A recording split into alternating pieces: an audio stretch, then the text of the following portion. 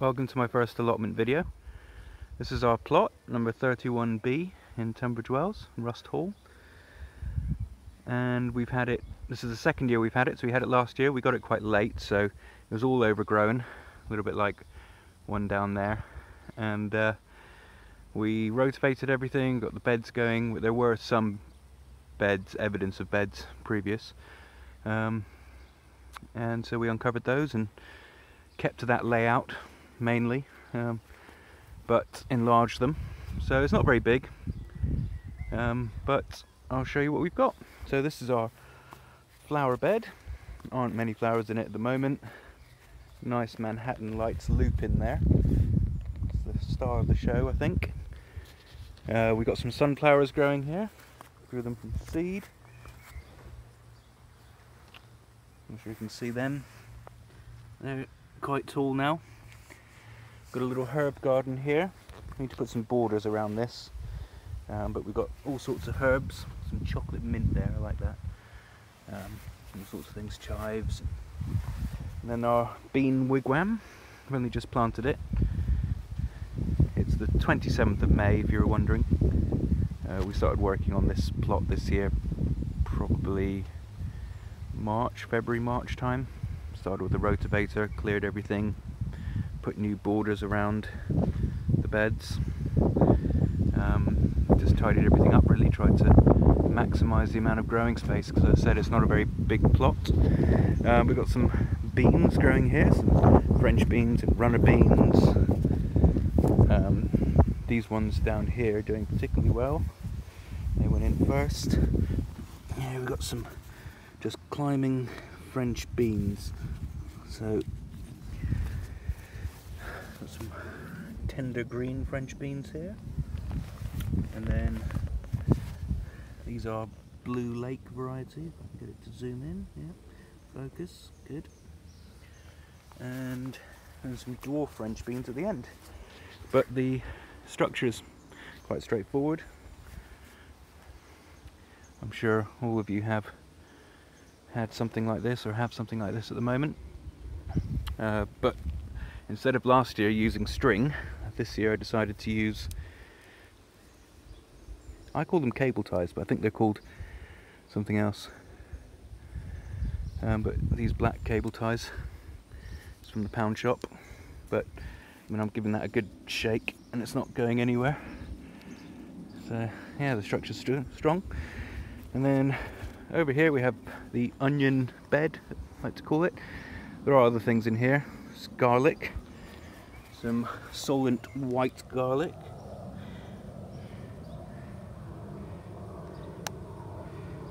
there, and then some white onions. Oh sorry, these are red onions. Some red Baron onions, very popular.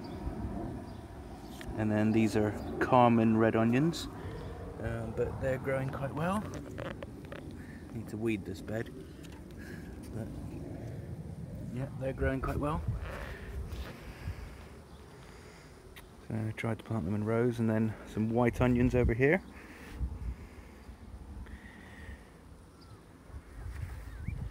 These I grew from onion sets you buy in the garden centre. These ones I got as plug plants. Apparently they're a prize winner. Should be about the size of a grapefruit if I'm lucky. But I never had any luck with onions last year, so I'm not holding out much hope. And then these ones I just put in last night. We did have the leeks here, but the leeks had all bolted. So we pulled them out quickly and hopefully we can make something of them. So in its place we put some Elsa Craig prize winner onions. So white onions. Then over here, we've got some radish. I don't know what variety of radish this is. Hopefully a red one, red and white one. But in between, we decided to use the space, put some garlic in between. So these are particularly healthy looking garlic plants. I think there are 7 of them. And then this year, from watching all the YouTube videos of people doing the same thing, we decided to grow potatoes in pots this year.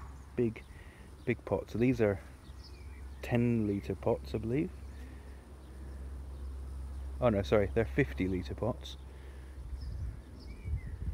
Yeah, of course, they're 50-litre pots. And then these are just the small 10-inch pots. But we have all sorts of potatoes. We have Charlotte.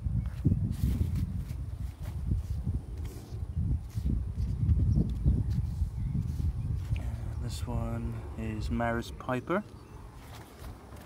I believe this one is also Maris Piper. Yeah. The Maris Piper is a little bit slower than, say, the King Edwards there and there. So what I've been doing is these pots are quite big, as you can see. So I started them off with the seed potatoes at the bottom and then earthed them up 3 times to get to where they are now. So they're just poking their head through, and I'm probably not going to earth them up anymore because when I water them I want the water to stay in, not run away. And then these are the Sapo Miras, which we got from seed. They're not poking through because I just earthed them up last night. But yeah, they're the potatoes. And then moving back past the onion bed, we've got the chili and peppers. Chilies and peppers. Undo this. It's a nice sunny day. We did have some rain earlier, which is great because we needed it. But it's a nice warm day now. The sun's out. It was a little bit windy earlier, but as you can see, it seems to have settled down. And it's very bright. So good. But yes, back to the chilies. Got some Apache chilies, some jalapenos, some big devil, some Jericho, all in there. So they're not very big at the moment, and they've got some space to grow up. And then in here, these are the chilies and peppers that I grew from seed. They're mainly Californian Wonder sweet peppers. Some of them are mixed chilies. I think there are too many in each row. I might have to thin these out. And you can see I've been putting slug pellets down because, there we go, there's a slug. And they are absolutely everywhere. And they've been eating the chilies before they can get a chance to grow any chilies, if you know what I mean. Great, so I'll put the cover back on, keep the heat in there.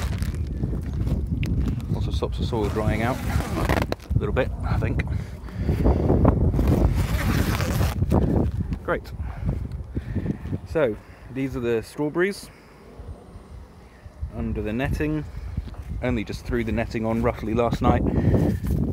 Might leave them open actually to allow the flowers to be pollinated by the bees. So if I just undo this, now you can see the strawberries. If I stand up here,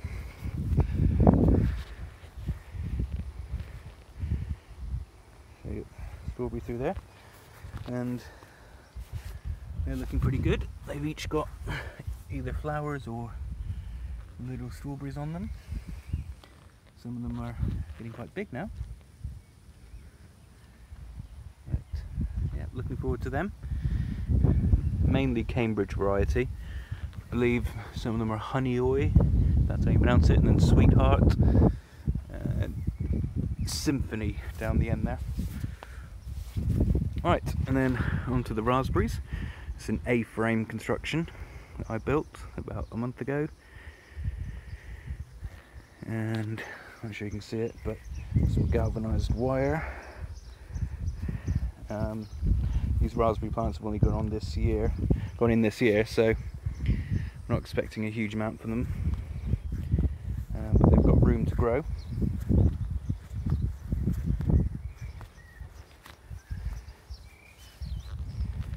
And I mean, they are showing signs of flowers. And some raspberries down the end. I think these ones are the biggest ones. I've already got fruit coming through, which is nice. So yep, on to the next part. These beyond the raspberries is one of the biggest beds. Not very big, but we've got some sweet corn in there. All sorts of different varieties of sweet corn. Some small plants, some big plants, some grown from seed, some bought. But yeah, we'll just let them grow up. And then peas on the netting here. They only went in last night, so the wind's blowing them around a bit. But some peas there. I'll probably try to get another row in there as well, because I've got lots of peas. You can see on the by the shed there. I've got some peas there, and some peas in the greenhouse as well to plant out. So, and then this is what I was doing a second ago, planting out some Atlantic giant pumpkins. Now they're probably too close together, but I've got so many of them that I don't have much choice because I don't have too much space. So what I'm trying to do, you can maybe see it, how well this is coming out, but what I'm trying to do is create a sort of a drainage channel around the pumpkins, so that when I water them, I'm only watering the plant and not allowing the water to run off elsewhere. So I've been doing that. Got some more to go in. Next to it are some broad beans. Some of the broad beans elsewhere on the allotments here are much taller, much bigger. But yeah, they'll maybe catch up. And then over here, I haven't shown you these two beds. Hope the wind isn't ruining the sound here, but got two beds here. We've got a brassicas bed. Last year we gave up a lot of space to brassicas. This year we're just going to keep it as this one raised bed. It's not very tall. We filled it full of compost and topsoil, and I emptied out the compost bin and sieved that soil, and it was quite good. And put some grit sand in there as well for drainage, so altogether it's quite good quality soil. And we've got all sorts of brassicas. So we've got purple sprouting broccoli, I'm sure if you can see that, those guys.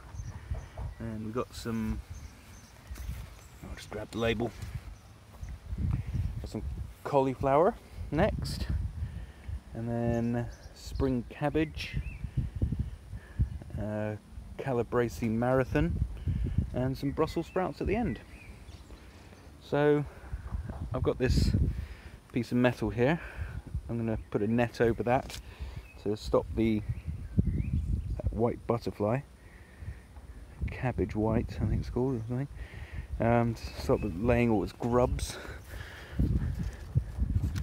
But yeah, they're coming along nicely. Right, in this next raised bed, I'll get my shadow out the way. Some beetroot. So you can see it down there. Grab the label. Beetroot Detroit.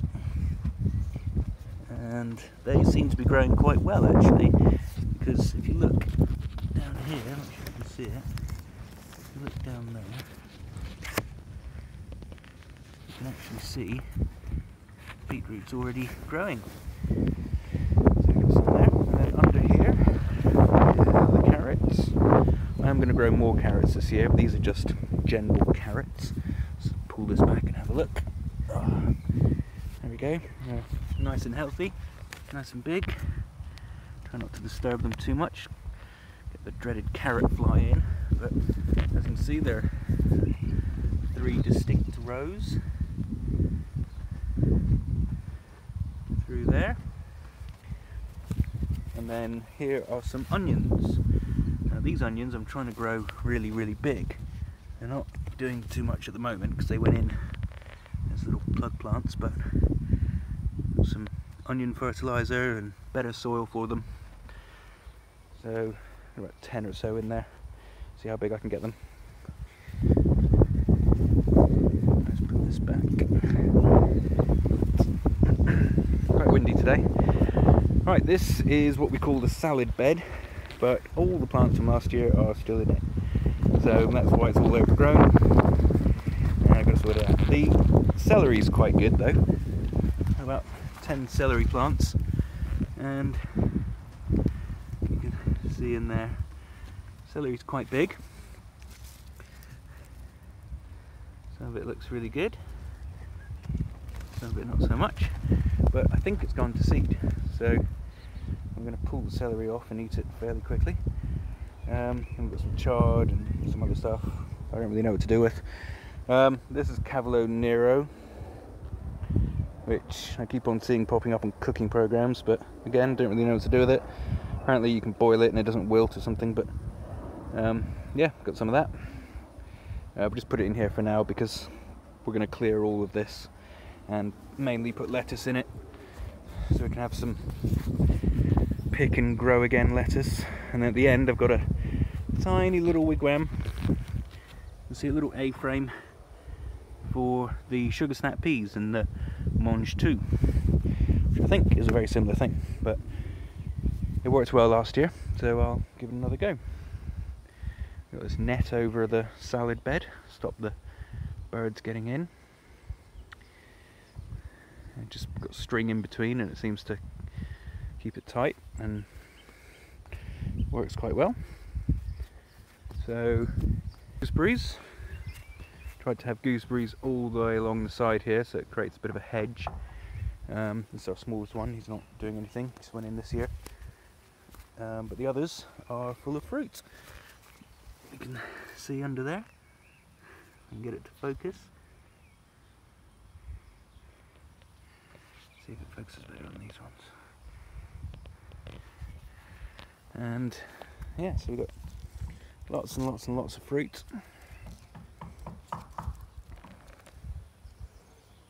I'm just waiting for it to ripen.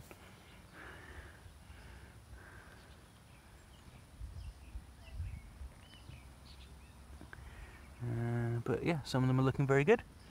All the way inside here as well, all full of gooseberries.